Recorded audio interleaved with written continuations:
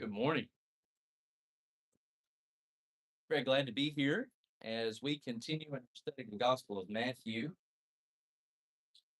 And we'll be in Matthew chapter 9 and verse 14.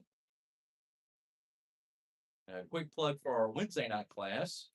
This upcoming Wednesday, we will most likely finish our study in the book of Acts. And if you would like to take part in the study that follows, we're looking at beginning a new book or a new topic.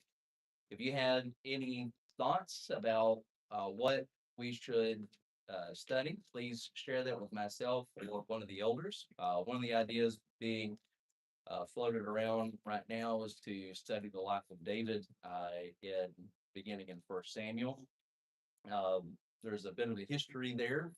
Desiree and I both took in different semesters the Bible class at Freed Hardeman, The Life of David, which covered First and Second Samuel, and she got a better grade in the course than I did. So she'll happily remind me as well as you about that.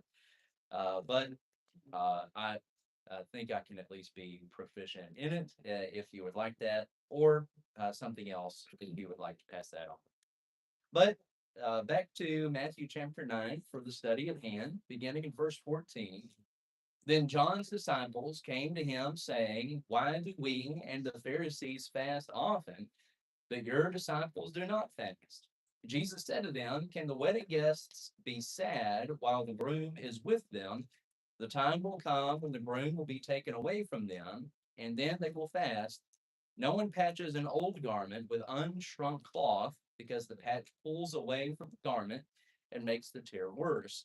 And no one puts new wine into old wineskins, otherwise the skins burst, the wine spills out, and the skins are ruined. No, they put new wine into fresh wineskins, and both are preserved.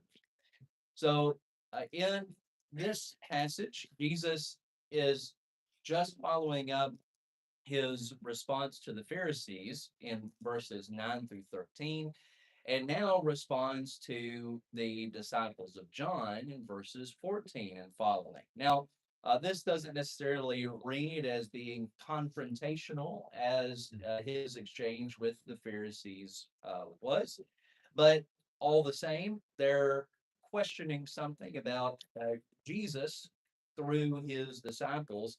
Why is it that we and the Pharisees fast, but your disciples do not? Now, this is somewhat relevant, I think, to the question that a lot of people have about fasting today. When and why and how long and all things like that. It was not as standard of practice as we often think of in reading scriptures. It's never commanded in the New Testament and was only commanded in specific instances in the Old Testament.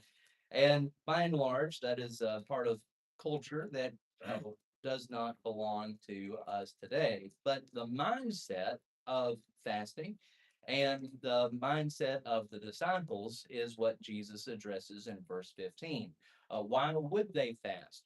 So, in using the illustration of grief in verse 15, we see that fasting was often associated with remorse, sadness, or something to that effect, associated with the wearing of sackcloth and ashes, such as with Job in the book of Job. And Jesus says, oh, what reason do they have for being sad? And that's why they do not fast. Now, he uses the imagery of the groom and the attendants or the guests of a wedding, saying, Can the wedding guests in the Christian Standard Bible be sad while the groom is with them?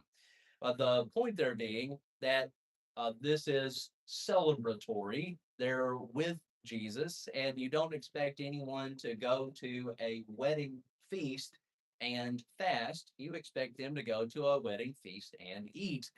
And Jesus says that his disciples are not fasting because they are with the bridegroom. But he says the time will come when the groom will be taken away from them, and then they will fast. Now, this isn't a usual part of a wedding ceremony that the groom leaves and then everyone fasts afterwards. He's applying this specifically to himself, saying that the groom will be taken away, and then at that point, they will fast. Now, this is rather significant that Jesus is using this imagery of himself. We find the marital imagery being used throughout the Old Testament, where who is the husband? Jesus. Well, in the Old Testament, Oh, God. God, right? So think of Hosea, that whenever God tells Hosea to marry the prostitute Gomer, that's meant to be a proxy for his relationship with Israel. And Israel is depicted very at different times as children or as a spouse. And of all the prophets, Hosea is the closest to mirror this relationship, but with Gomer specifically, not with the people or his disciples. So Jesus here is using what is usually a divine metaphor of himself in the presence of the disciples of John in verse 15. Okay, any questions, comments, anything anyone has? All right, so verses 16 and 17 then. Now, this is another of those instances, I think, where we know the parts, but not the one thing as a whole. People know the imagery of the new patch and the imagery of the new wineskins, but they don't know it in the context of the questions of the disciples of John in verse 14. He says, no one patches an old garment with unshrunk cloth because the patch pulls away. And no one puts new wine into old wineskins, otherwise the skins burst. So in both places, he's using an image of change uh, tearing away from something. So in the case of a garment, if there's a hole in your garment and you take new unshrunk cloth and you patch it over the hole, whenever that patch of cloth shrinks, it shrinks away from the hole that's being patched, tears it. Uh, Whenever you put new wine into old wineskins, the wineskins being primarily made of leather, that old wineskins are inflexible. New wine will continue to ferment, give off more gases that will uh, stretch the wineskin and perhaps make it burst open. But the new wineskins are made from newer, fresher leather that is more flexible and is able to change. Now, there's a significant reason why Jesus is using this of his time and his ministry, but it is not applicable in the way that people try to use it today. In terms of Jesus, it does have to do with the groom and going away. So, in the parable that Jesus uses in verse 15, who is the groom? Christ. Who are the guests, the attendants? His disciples, right? And then going away, I think that we can associate that, at least in a vague sense, with his death, burial, and resurrection. So, what comes in with the death, burial, and resurrection of Jesus?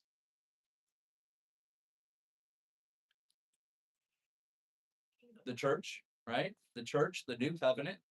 So, uh, John his ministry, going back to the beginning of the book of Matthew, the beginning of the book of Mark, beginning of the book of Luke, even the beginning of the book of John, is to make straight the way for the Lord, to prepare the people for the Lord's coming. And Jesus was coming with something new, but the something new was going to be brought in with his leaving. And so I think that the patch of new cloth and the new wineskins are uh, counterparts to the new covenant, and that there was going to be this period of change, this period of transition. And so, in particular, his disciples are being associated with the new cloth, the new garment, the new wine, the new wineskin, and the Pharisees and the disciples of John are the old wineskins and the old cloth. Now, that in and of itself is not a bad thing. It's not a bad thing to keep the law of Moses when the law of Moses is still being enacted.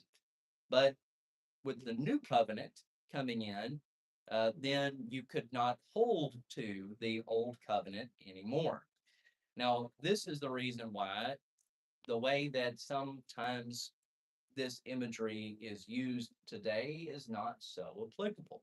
Because if the patch and if the new wineskins are the new covenant, how many more new covenants are we getting? Just the one new covenant. We're not getting any more now, right? So we have the new covenant that comes in with the gospel of Jesus Christ, and that is the new and the final covenant. So sometimes people will use this new wineskins language as a way to say that uh, the older generation is inflexible and needs to adapt to new things. And to some degree, there's legitimacy there. There's a reason that we're not speaking in Koine Greek or Latin or anything right now because uh, the time, place, setting that we are in has changed. However, the imagery fails in that there is no new covenant coming in. And whenever the desired flexibility comes with the law of Christ being altered or changed, then we have a problem. I saw a video last night of a person that was a worship pastor in some denominational church talking about how many problems they had with the Bible and how the Bible was a great barrier to God for them. And that mentality is perhaps more prevalent than we might realize and is the exact opposite of the point that Jesus is making here. The change was from the old covenant to the new, not from one generation to the next. All right. Any questions, comments? Anything anyone has?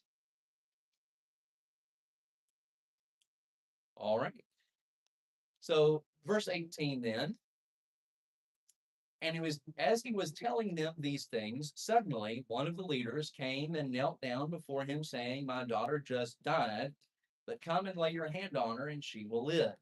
So Jesus and his disciples got up and followed him. Just then, a woman who had suffered from bleeding for 12 years approached from behind and touched the end of his robe. For she said to herself, "If I can just touch his robe, I'll be made well." Jesus turned and saw her. "Have courage, daughter," he said. "Your faith has saved you." And the woman was made well from that moment. When Jesus came to the leader's house, he saw the flute players and a crowd lamenting loudly. "Leave," he said, "because the girl is not dead, but asleep." And they laughed at him. After the crowd had been put outside, he went in and took her by the hand, and the girl got up. Then news of this spread throughout the whole area. So we have two events in one here, and both illustrate what we had read a few weeks ago of the centurion and his servant in Matthew chapter 8.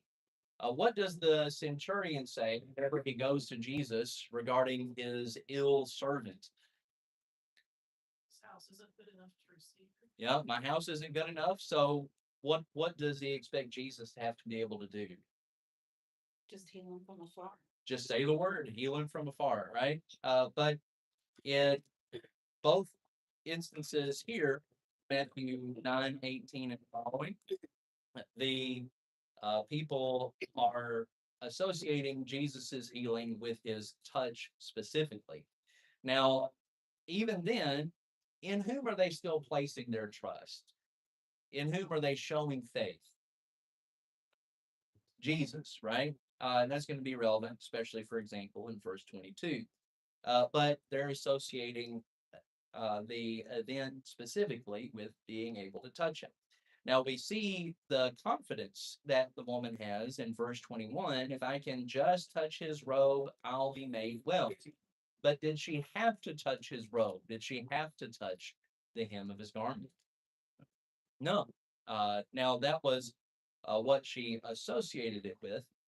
But in the same way, Jesus assures her in verse 22, your faith has saved you, even as he praised the faith of the centurion in Matthew chapter 8, verses 5 and following. So, whenever we think about the faith that people have,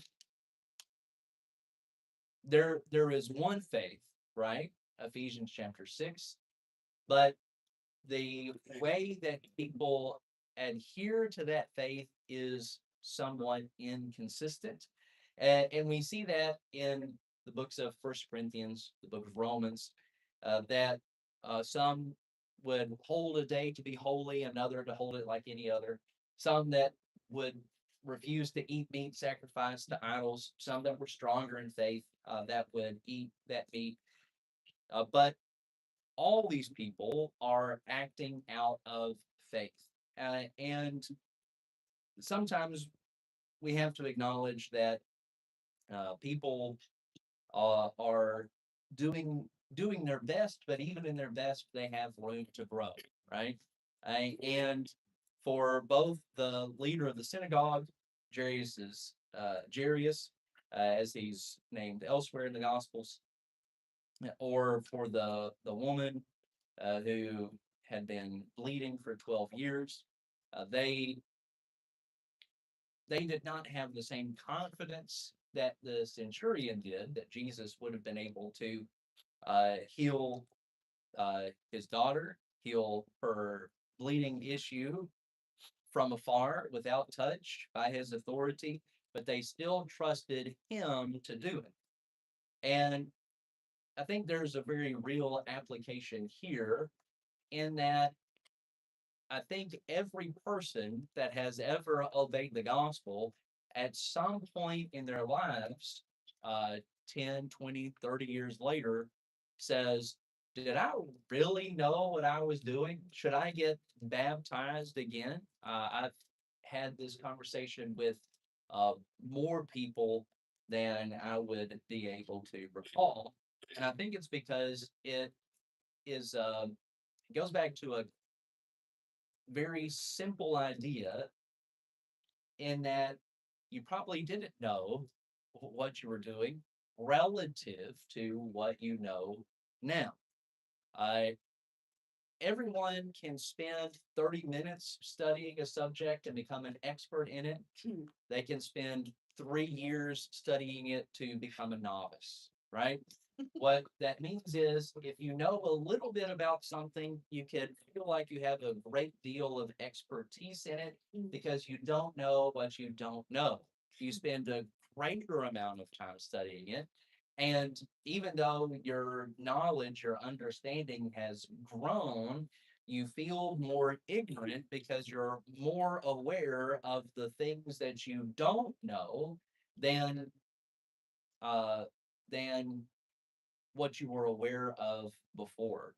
So, in terms of an individual's faith, from the moment that they obey the gospel into maturity, uh, they, whenever you first obey the gospel, you're in that very infant stage of understanding, precisely because that's the way that it is meant to be, that you are in the infancy of your faith at that point in your life. So you are not aware of all the things that you don't know at that point.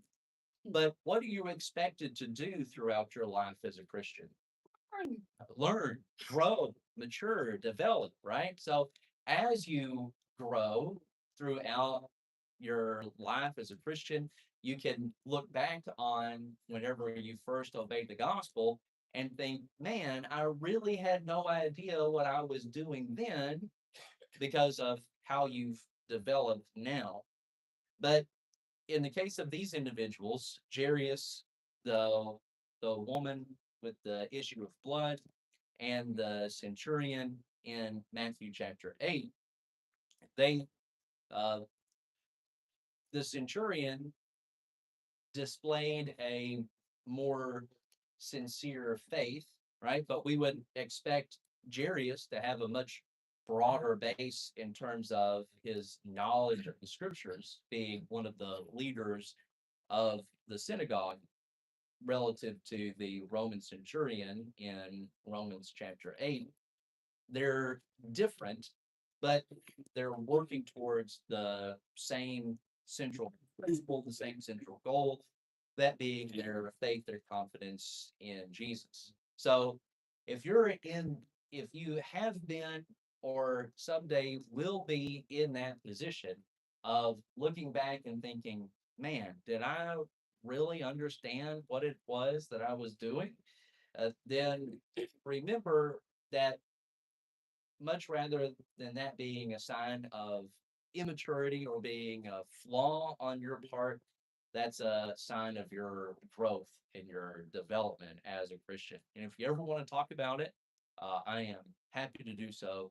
Um, However many times I might be called on in the years ahead, because it just means that someone is growing in faith. Yes, ma'am. Um, I was at Ladies' Day one time and they were in this incident with the woman, was part of the lesson. Uh-huh. And, it's, when you read it, um, it doesn't appear that she spoke out or yelled out for Jesus or anything like that. All she did was just touch the fringe of his garment. Mm-hmm. He was aware of her Mm-hmm. and he cared and and and that's another example of Jesus. He knows what we need, and he knew what this woman needed without her even having to explain it to her. Right. And she was humble and unassuming. And I think there's a very real juxtaposition here of Jairus, right? There are, when we have the flute players and the lamenters in verse 23, this was a professional position that people would fill in ancient Israel. That uh, you know, if you're having a party, you might hire a band. If they were having a funeral, they hired lamenters, people to come and cry to show people how sad and upset everyone was. Seems very foreign to us, but we see that uh, in the account of the resurrection of Lazarus as well in John chapter 11, right? So we've got all these people there lamenting, they're crying, and then whenever they go to the tomb, they think that they're going to cry more, so they go to cry with them. And then whenever Jesus says to roll the tomb away, to roll the stone away from the tomb, it's like they kind of stop what's going on because they're taken aback. It's because they were more than likely either professional or amateur mourners, lamenters. So Jairus he has this group of lamenters, this group of people that are there just to show everybody how much sadness there is in the house, because Jairus was a very important person. But the hemorrhaging woman, the bleeding woman, this is it's translated delicately, but this is probably associated with her menstrual cycle, and under the law of Moses, putting her in a place of being unclean. And so, whereas Jairus is a leader in the synagogue, an important person, there's a crowd in front of his house gathered to lament and let everyone know how sad and upset everyone there is. She's unassuming and alone and by herself and on the street. And Jesus is equally concerned for both of them. And I think that's something that preaches today is people want to talk about the unassuming woman, but there's a real vilification for people that are in Jairus's position as well. We don't want to neglect the Jariuses in order to give attention to the bleeding women, and we don't want to neglect the bleeding women in order to give attention to the Jariuses. Uh, the New Testament is all about balance, and very often we do a very poor job of balancing the two. But back to the direct point that Carol was making, even though this is an unassuming, unclean, probably overlooked woman, Jesus was still concerned with her.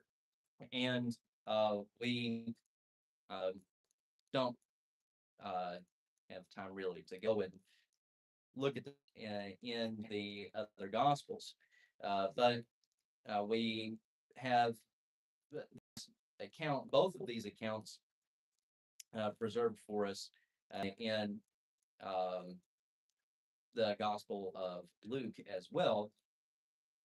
But it's in the Gospel of Luke that Jesus is made more explicitly clear of being aware of the woman and her presence. And something I think about with that a lot is whenever they're beating Jesus before his crucifixion and saying, if you're a prophet, tell us which one of you is striking you. In the same way that Jesus knew exactly who it was when this woman touched the hem of his garment, he knew exactly who it was that was striking him. Every fist that hit him, he knew exactly to whom that fist belonged, even if they did not identify themselves. So, in a very positive way, here in Matthew 9, he's familiar with it. Very negative way during his crucifixion, he would have been aware of the same. Right? But notice in verse 22 that he addresses this woman in much the same way that he did the paralytic man in verse 2. So in Matthew 9:2, he, seeing the faith of the friends of the paralytic, he says, have courage, son, your sins are forgiven. Here in verse 22, he says, have courage, daughter, your faith has saved you. Now, again, we have a bit of a contrast there that he recognizes the faith of the friends and the faith of the woman in verse 22. But he addresses the paralytic as son, and he addresses the woman as daughter. Now, Jesus here is not, in all likelihood, in my opinion, claiming that they are his son and daughter, respectively. He's not putting himself in the place of the father here in Matthew 9. I think that the son and daughter here is a reference to their Israelite heritage. The part that goes without saying is son of Abraham in verse 2, daughter of Abraham in verse 22, or son of Jacob, son of Israel, daughter of Jacob, daughter of Israel.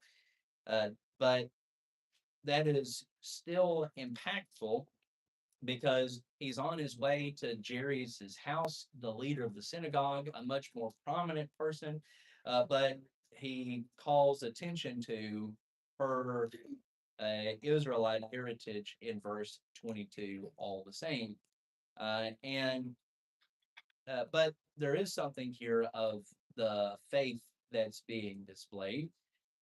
And many will contend that faith is a prerequisite for the miracles of healing that are professed. That if someone claims to be able to perform these faith healings and they're unable to, then the burden will be placed on the lack of the faith of the person that they were trying to heal, rather than acknowledging that they're in fact charlatans that are misleading and abusing people in order to steal their money from them. And if you ask me later, I'll tell you what I really think. But uh, whose faith did Jesus point to in Matthew 9:2? Was it the person that was being healed? No, it was the the friends, their faith, the ones that had lowered him down through the roof. Now, in the case of Jairus' daughter, right, we know that whenever he says that she is not dead but asleep in verse 24, this this is not denying her death. This is the same way that he speaks of Lazarus in John chapter 11, that he's not dead, he's asleep. And his disciples say, oh, well, if he's just asleep, then he can get better, right, Lord? And Jesus says, come on, guys, he's dead, right? And so whether it's Jairus' daughter in Matthew 9, Lazarus in John chapter 11, uh, corpses cannot have faith, right? But in both of those instances, they are restored to life. So the faith is not a limiting factor of the miracle to be performed. But the reason that Jesus can say your faith has saved you in verse 22 is not that faith facilitated the miracle that took place, or that the miracle that took place required faith, but what did this woman's faith, what did this woman's trust compel her to do? To seek him out, to go to Jesus. And who healed her? What healed her? Jesus, right? So her faith saved her in the same way that the faith of the friends of the paralytic uh, delivered him to his healing, the same way that Jairus' faith led to his daughter being brought back to life, not because the faith was necessary, but because their faith compelled them to seek the correct course of action. Does that make sense? Okay, at least one nod. We'll see if it's contagious or not. All right, so briefly finishing up this portion. When Jesus came to the leader's house, verse 23, he saw the flute players and a crowd lamenting loudly. Leave, he said, because the girl is not dead, but asleep. And they laughed at him. You see much the same thing as what's going on in John 11. They're laughing here, probably because they're not really all that choked up themselves. I'm sure they were upset. Nobody's really excited whenever a little girl dies. But they were not lamenting because it was a personal loss for them, but because they were there in this professional or amateur capacity to show their lamenting for anyone that might witness. They laugh at him because they don't take it all that seriously. Now, what we know from the other gospel accounts is that whenever he goes in to raise Jairus' daughter, that he takes his inner circle in with him, Peter, James, and John. There are several miracles that we see taking place following this same formula, that some miracles were in plain view of everyone, some miracles were with his disciples, and some miracles were with his inner circle of Peter, James, and John. And so he, in the other gospel accounts, he says, Talitha cum, girl, rise. But when the crowd is taken out in verse 25, he goes in and takes her by the hand, and the girl got up. Then news of this spread throughout that whole area. Some have said that when he says this in verse 25, in verse 24, that he's trying to misdirect people away from the fact that she was actually dead, trying to conceal the fact that she was actually dead, so people wouldn't know what he was doing. Um, and I think instead it's just the same way that he spoke with his disciples of Lazarus in John chapter 11. So in the course of this chapter, we've seen some very significant miracles of healing take place.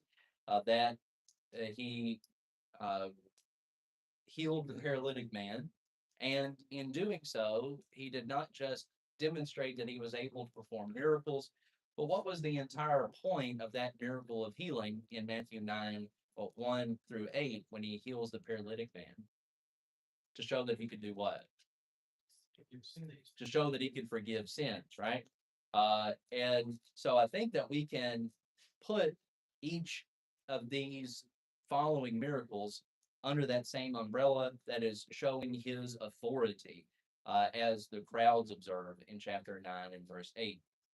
That he heals the paralytic man, who's able to get up and walk. That's always an impressive part of the miracles, specifically with making the lame able to walk in the New Testament, that is often overlooked, especially people that are uh, described as being lame from birth, is there's a significant amount of muscular atrophy that takes place in the legs, even from just a very brief period of being unable to walk. And that a person, they say you never forget how to ride a bike, but people can forget how to walk all the time if they spend a significant amount of time not walking in a coma or anything like that. But then for the people that were never able to walk, whenever Jesus heals them, he's not just healing whatever defect, abnormality, or injury made it so that they could not walk. He's restoring their muscles, their coordination, the ability to walk all at once.